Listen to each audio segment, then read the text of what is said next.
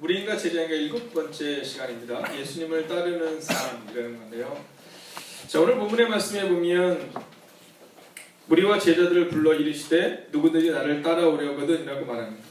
자, 그런데 오늘 본문에 아주 중요한 구절이 나오죠. 그건 뭐냐 하면 무리와 제자들에게 똑같이 말씀하셨다라는 겁니다.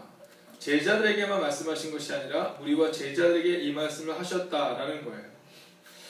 여러분, 오늘 예수님이 우리의 삶 가운데 원하시는 삶은 뭐냐면요, 바로 예수님처럼 사는 삶, 즉 예수님을 따르는 사람이라는 겁니다.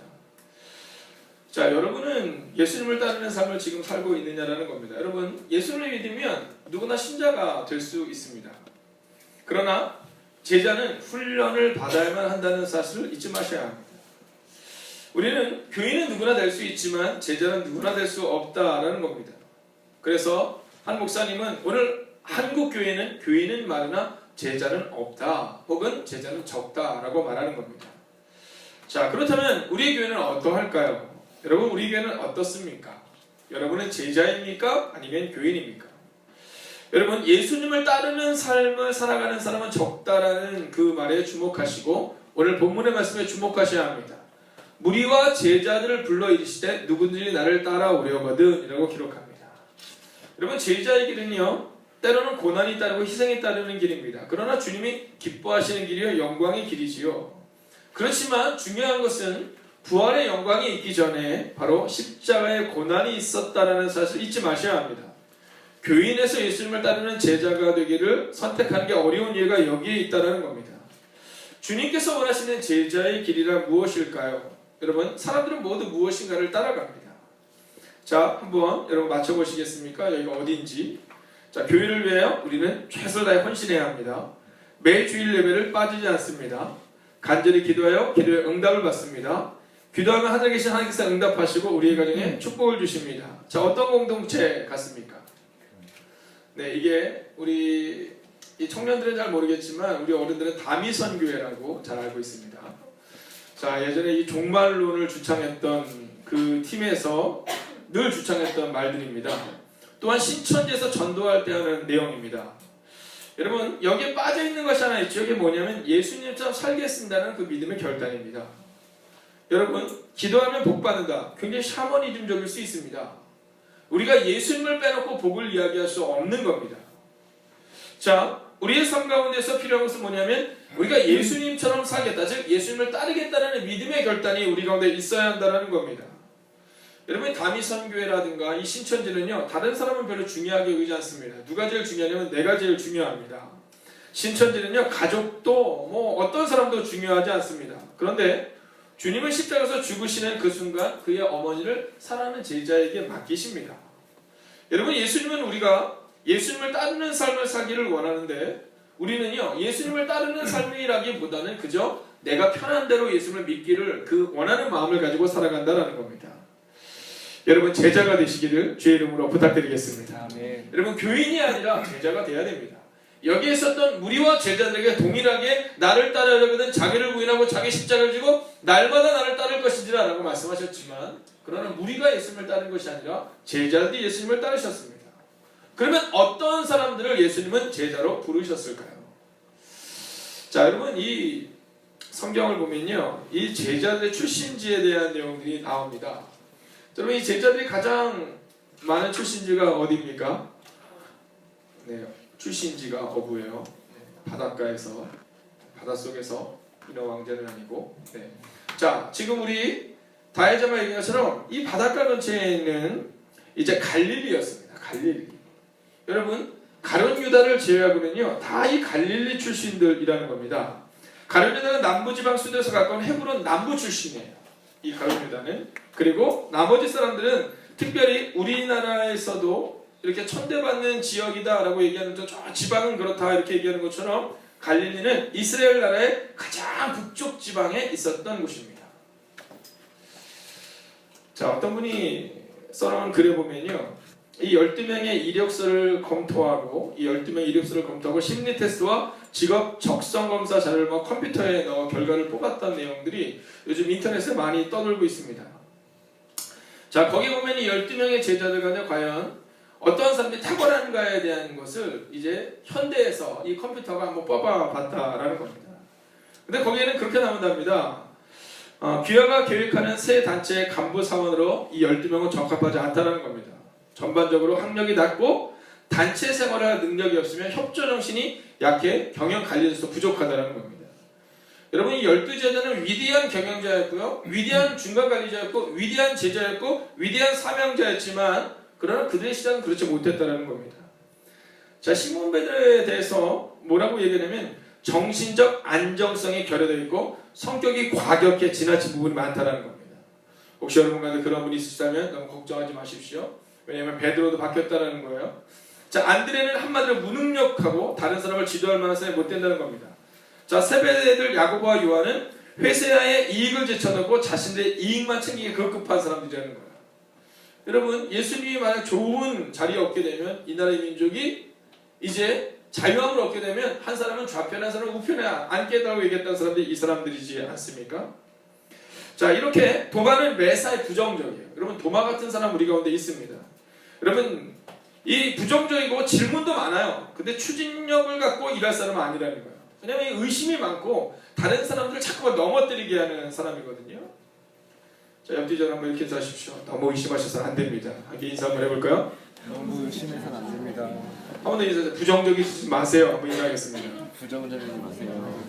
자, 목사를 딱 보면서 어떤 분은 딱 그러시더라고요. 제가 얼마 전에 저희 지방 목사님 성도 만기지마에서 이제 떠나왔잖아요. 은평 동주방으로. 근데 2년 만에 딱 만났는데 아이고, 5번을 만났는데 5번이나 보내냐면 무슨 일이 있냐고, 왜 그렇게 됐냐고, 막 저한테 막 그런 어디 아프냐고, 왜 부었냐고, 그래서 부은 거는 살찐 거라고. 근데 그 옆에 계시는 한 목사님 뭐냐면 이렇게 얘기하시는 거예요. 목사님 후석해보니까 너무 좋대요. 예전에는 목사님 너무 샤프해 보여가지고 목회자인가 이렇게 생각이 드는데 지금은 목회자 같대요. 너 목회자 안 같대.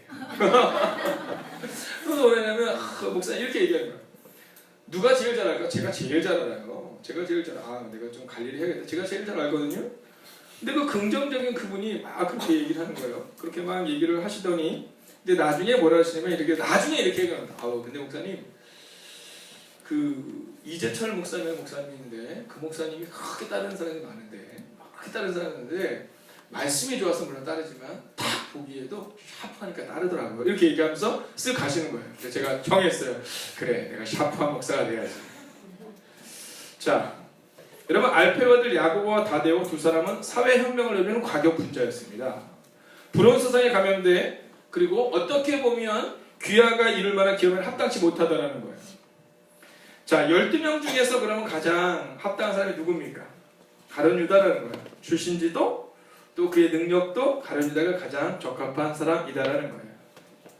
자, 이것은 이제 인터넷 공간에서 떠돌고 있는 유머지만 우리가 사실은 귀담아 들어야 될 필요가 있는 겁니다. 왜 예수님은 이러한 사람들을 부르셨을까? 여러분, 만약에 예수님이 유능한 사람들을 배제했다 그렇게 따진다면요, 바울은 예수님을 부를 만한 사람이 아니었어요. 예수님은 유능한 사람이었거든요. 그러니까 오늘 성경에서 말하고 있는 것은 능력이 없는 사람들을 부르셨다가 아니라 예수님을 따르려는 사람들을 불렀다는 거예요.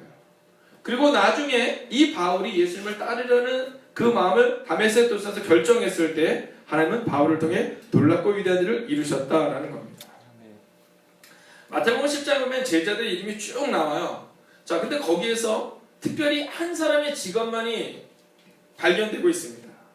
그 사람이 누구냐면 마태예요. 마태복음 10장에 보면 제자들 그냥 쭉 불러요. 뭐 베드로, 안드레, 야고보, 요한 이렇게 얘기하는데 마태에 대해서는 뭐냐면 세리마태다라고 기록합니다. 세리마태. 자, 마태복음을 누가 기록했습니까? 마태가 기록했어요. 자, 그러면 마태가 이 세리라는 직업이 탁월해서 내가 세리마태였다 이렇게 기록하고 있는 것 같습니까? 그렇지 않아요. 여러분, 당시에 세리는요 부끄러운 직업이었어요. 그 당시에 세리는요 매국노였어요. 그 당시에 세리는요 이스라엘 백성들이 손가락질하던 사람이었어요. 그런데 마태는 뭐라 하냐면 나는 세리마태다 라고 기록합니다. 왜였을까요? 그는 자신의 전 세계를 커밍아웃하는 겁니다. 그는요 후대의 사람들에게도 나는 세리마태였지만, 나는 사람들에게 손가락질 당하는 사람이었지만, 그러나 주님이 나를 부르셨을 때 내가 주님을 따르려고 작정했을 때 나의 삶이 달라졌다라는 것을 고백하고 있는 겁니다. 아멘. 사랑하시는 여러분, 비록 우리가 지금은 작고 연약할 수 있습니다.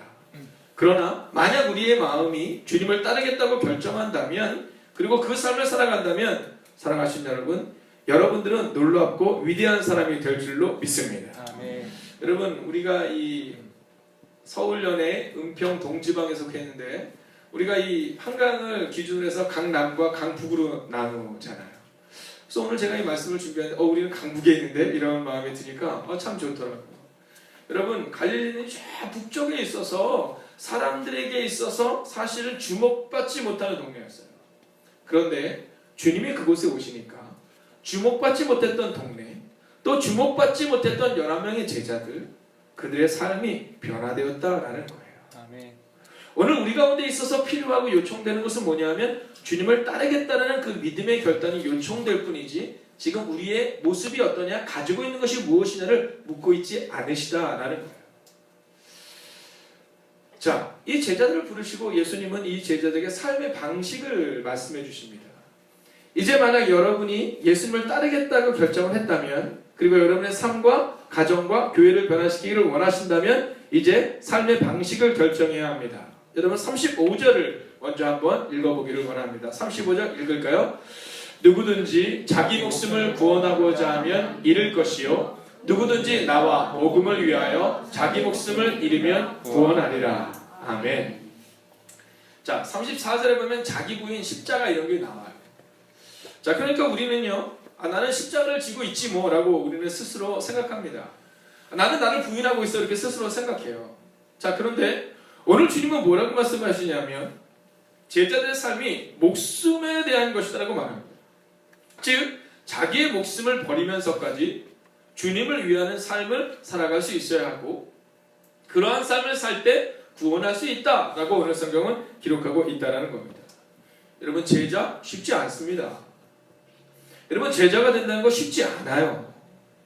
우리는 제자 훈련을 할 때도요, 제가 제자 훈련을 할 때마다 느껴서 뭐냐면, 제자 훈련을 한 10명에서 시작하면 한 7명 정도는 늘 탈락하거든요. 그리고 이제 3명 정도에서 5명 정도가 이제 끝까지 남습니다. 자, 그 제자 훈련 받는 것도 사실은 쉽지 않은데, 오늘 성경에 기록하고 있는 것처럼 자기 목숨을 버리면서까지 제자가 되겠다, 이거 쉽지 않은 겁니다. 여러분, 이번 주 광고에 나가겠지만 밖에 들어오면서 아마 보셨을 거예요. 그죠? 특별 새벽기도에 대한 광고 혹시 보셨습니까? 우리 전도사님이 심혈을 기울여서 만든 거예요. 거기에 보면 이번 특별 새벽기도 주제, 내가 쓰러진 그곳에서 하나님이 일하십니다. 자, 한번 선포해볼까요? 내가 쓰러진 그곳에서 하나님이 일하십니다. 하나님이 일하십니다. 할렐루야. 아멘. 여러분, 제자들이 제자가 될 수 있었다는 것은 실패해본 경험이 있었다는 겁니다. 예수님이 십자가에서 죽으시던 그 시간, 제자들 가운데 예수님을 따라갔던 제자는 한 명도 없었어요. 다 실패했던 겁니다. 그런데 그들을 주님은 다시 부르세요. 부활하셔서 그들을 만나시고 그들에게 나의 일을 너희가 맡아주지 않겠니? 라고 그들에게 맡기세요. 자, 이 제자들의 삶이 어떠한 삶으로 변화됐을 때, 바로 복음을 위하여 자기 목숨을 버릴 수 있는 삶으로 변화됐을 때, 그때 주님의 제자들은 주님의 제자다운 삶을 살았던 거예요. 3년 동안 사실 그들은 예수님을 따라다니며 훈련을 받았지만 자기 목숨을 버리겠다라는 마음의 결단은 없었어요. 근데 그들이 부활하신 주님을 만나고 성령님을 만났을 때, 그때 그들이 위대한 삶을 살아가게 됩니다. 그래서 이제 눈치가 빠르신 분은 아마 생각하실 거예요. 다음 주 제자인가에 대한 부분에서는 성령님에 대한 부분을 우리가 함께 나누겠구나 라고 말입니다. 여러분, 오늘 성경에 보면 실패했던 많은 제자들 가운데 특별히 대표적인 제자가 베드로와 가룟 유다이지 않습니까? 근데 가룟 유다는요, 끝까지 자기가 선택하고 끝까지 자기 힘으로 마무리 지려 합니다. 그런데 가룟 유다는 어땠습니까? 가룟 유다 끝까지 그랬다면 베드로는 어땠습니까? 베드로는요, 주님께서 그의 삶을 바꾸라고 말씀하실 때 주님께 자기의 삶을 맡겨요. 가룟 유다는 자기의 몸을 버려서, 그래서 피밭이라는 그 피밭을 만들 뿐이지만 베드로는 그의 삶을 다시금 돌이킵니다. 그가 쓰러진 그곳에서 주님을 만나고 주님이 함께 하시는 위대한 삶을 살아간다는 거예요. 오늘 청년들의 마음 가운데, 교회학교 아이들의 마음 가운데, 장년부들의 마음 가운데 지금 내가 어렵다, 내가 무너졌다, 넘어졌다라는 마음을 가진 분이 분명히 있으실 거예요. 여러분이 쓰러진 그곳에서 만약 주님을 만날 수 있다면, 그리고 내가 주님의 제자가 되어 또 다른 삶을 선택하겠다는 마음을 결정을 할 수 있다면, 사랑하시는 여러분, 여러분의 삶에는 변화가 나타날 줄로 믿습니다. 여러분, 이게 바로 제자의 삶을 결단해야 한다는 거예요. 근데 이제 문제는 그럼 어디까지 목사님이 제자의 삶을 결단하느냐라는 거잖아요. 어디까지? 주님은 우리 가운데 뭐라고 말씀하시냐면 목숨을 걸으라는 거예요. 목숨을 걸으라. 여러분, 목숨을 걸겠습니까? 어때요? 목숨을 걸 수 있으시겠습니까? 어제 어떤 목사님이 그러시더라고요. 교인들과 함께 축복에 대한 얘기를 하잖아요. 그러면 정말 아멘 소리가 커진대요. 축복에 대한 얘기를. 그리고 복 받는 얘기를 하면요, 그럼 굉장히 아멘 소리가 커지는데, 어느 때 아멘 소리가 점점 줄어드냐 하면 헌금을 들여서 복 받은 이야기를 하면 아멘 소리가 점점 줄어든대요. 왜냐면 혹시 이러다가 저 목사님이 헌금 내려가면 어떡하지? 라는 생각이 들어서 그때부터는 아멘 소리가 점점 줄어든다는 거예요. 근데 그 옆에 계신 목사님이 뭐라 하시냐면, 교인들이 축복받는 얘기를 할 때 막 아멘 소리가 커지는데 언제 아멘 소리가 줄어드냐면 전도에 대한 얘기를 할 때 아멘 소리가 점점점 줄어든다는 거예요. 근데 그 옆에 계신 분이 그러시더라고요. 본인의 교회는 제자 훈련을 하는데 제자 훈련에 대한 콜링을 할 때, 제자 훈련을 부르심을 선포할 때 그때 아멘 소리가 점점점 줄어든다는 거예요. 자, 여러분 어떻습니까?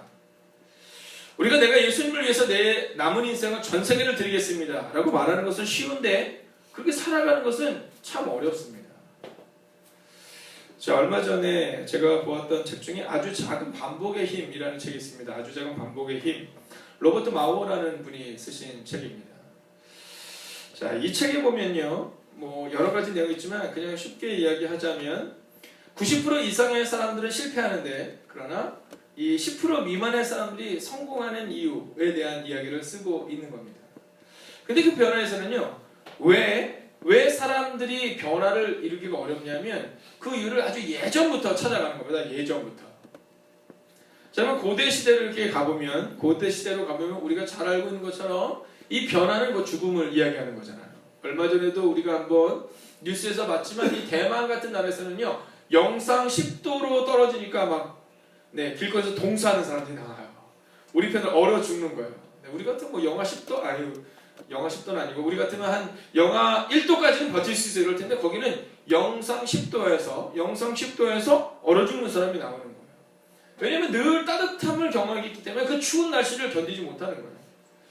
우리의 몸은 어떠한 이 메커니즘을 가지고 있냐면 자꾸 과거로 돌아가려고 하는 모습이 있습니다. 여러분, 이 담배를 끊는 사람들에게서 담배를 끊는 게 왜 어렵냐고 얘기해보면요, 이렇게 내 마음은 그렇게 하려고 하는데 자꾸 손이 끌려간대요. 손이 끌려간대요. 도박하는 분들도 마찬가지입니다. 도박을 끊는 게 그렇게 어렵냐면 내 몸과 마음이 막 이렇게 막 떨린대요. 자, 근데 이 로버트 마오라는 분은 무슨 얘기를 하냐면, 그렇게 변화가 어려운 이유는요, 우리의 삶은 자꾸만 과거로 돌아가려는 마음이 있기 때문이다라는 거예요. 근데 그분이 이렇게 얘기합니다. 처음부터 사자와 맞닥뜨리지 말고, 혹은 호랑이와 맞닥뜨리지 말고, 처음에는 토끼와 맞닥뜨리면 해낼 수 있다는 거예요. 처음부터 사자를 딱 보면 완전히 무너지지만, 그러나 처음에는 토끼, 그 토끼에서부터 사슴에서 이렇게 올라가다 보면 나중에는 맹수조차도 이길 수 있다는 거예요. 여러분, 이것에 대한 힌트는 다윗의 모습에서 알 수 있습니다. 다윗이 골리앗과의 전쟁 가운데 가는데요, 그 당시에 이스라엘에서는요, 사자도 넘어뜨리고 곰도 넘어뜨렸던 용사가 분명히 있었어요. 근데 골리앗을 보면서 누구도 나가지 못하는 겁니다. 근데 다윗이 뭐라고 말하냐면, 나는 사자도 넘어뜨렸고 이리도 넘어뜨렸고 그리고 곰도 넘어뜨렸으니까 너도 넘어뜨릴 수 있다라고 말합니다. 여러분, 작은 것에서부터 다윗이 믿음을 키워나가다 보니까 골리앗조차도 넘어뜨릴 수 있었다는 거예요. 오늘 성경이 목숨을 잃으면서까지, 즉 목숨을 드리면서까지 제자가 되라고 말할 때, 우리는요, 말은 쉽게 하지만 이것이 행동으로 이어지긴 참 어렵거든요. 그때는요, 작은 것부터 한번 시작하는 겁니다. 여러분, 하물며 박준기 목사가 여러분에게 여러분 40일 금식 기도합시다 이런 얘기 하겠어요? 자, 사순절입니다. 여러분, 사순절 여러분 어떻게 40일 기도하고 계십니까? 40일 금식 기도하고 계십니까? 이렇게 말하지 않아요. 차근차근 가는 겁니다. 여러분, 예배, 왜 수예배가 중요하냐 하면 여러분 우리의 삶 가운데 작은 것을 채워나가기 시작하잖아요. 그럼 나중에 큰 것을 채워나갈 수 있는 겁니다.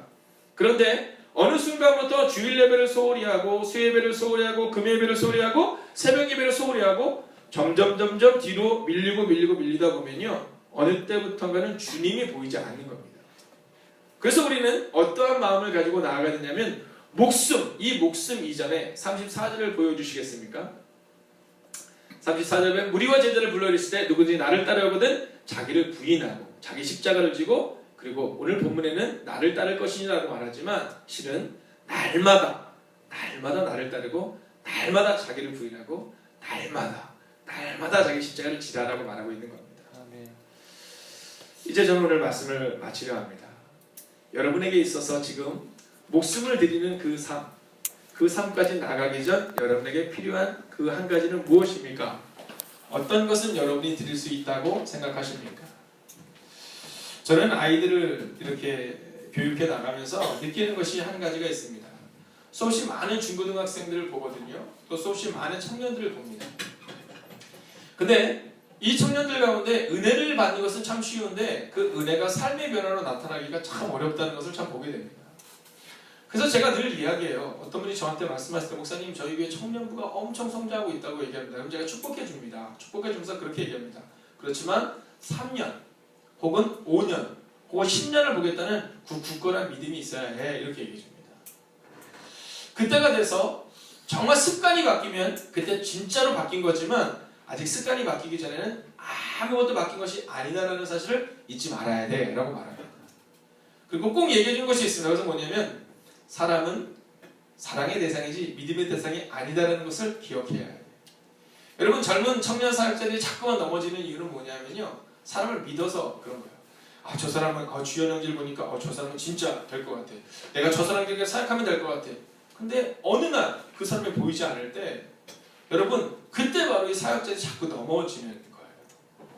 오늘 주님은 우리 가운데 그 연약한 제자들을 부르신 다음 그들을 위대한 사람을 만드시기 전에 오늘 이 말씀을 주세요. 나를 위해서 목숨을 버릴 수 있는 사람이 되면 좋겠다. 근데 갑자기 그러한 사람이 되라 라고 말하지 않고 날마다 자기를 부인하고 날마다 자기 십자가 지고 날마다 나를 따르는 그 삶이 너희의 습관이 되고 너희의 변화를 일으킬 때 그때 너희는 나를 위해서 목숨을 바칠 수 있을 것이다 라고 말합니다. 아멘. 저는 행복이 가득한 교회를 향한 거룩한 꿈을 꿉니다. 그리고 여러분을 향한 거룩한 꿈을 꿉니다. 그러나 그것은 어느 날 갑자기 결단을 통해서 이루어지는 것이 아니라 바로 날마다 조금씩 나아가겠다라는 그 믿음의 결단을 통해서 나아가게 되는 겁니다. 여러분 수요예배를 드리러 오는 여러분을 볼 때마다 제 마음에는 몇 가지의 마음이 듭니다. 그 중에 한 가지는 이 수요예배를 드리러 오는 그 시간이 얼마나 많은 고민도 했을까, 그리고 얼마나 큰 결단이었을까를 생각합니다. 여러분 믿음의 근육을 키우셔야 합니다. 그렇게 믿음의 근육을 키우시고 날마다 성장해 나가다 보면 정말 어느 날 주님이 우리 가운데 목숨을 요구할 때 그때 우리의 목숨을 드릴 수 있는 겁니다. 청년 시기에 호기롭게 내가 주님을 위해 내 목숨을 드리겠다라고 고백하고 나서 수없이 많이 떠나는 청년들을 보게 됩니다. 그러나 작게 시작했지만 위대한 결론을 이루는 사람들을 또한 보게 됩니다. 그 사람들의 특징은 날마다 자기 십자가를 지고 날마다 자기를 부인하고 날마다 예수님을 따르는 그 삶을 살아가다가 어느 날 주님께 목숨을 바치는 겁니다. 오늘 이 한 번의 말씀을 듣고 여러분이 나는 오늘 주님 위해서 목숨을 드리겠습니다. 물론 그래 주시면 너무 감사합니다. 그러나 그것보다는 오늘도 나는 묵묵히 하루하루를 살아가겠다. 나의 삶을 부인하고 자기 십자가를 지고 그리고 예수님을 따르겠다. 나는 그 예수님을 따르겠다는 그 결단을 오늘 한 번 더 결단하시고 돌아가는 여러분 되시기를 주의 이름으로 축원하겠습니다.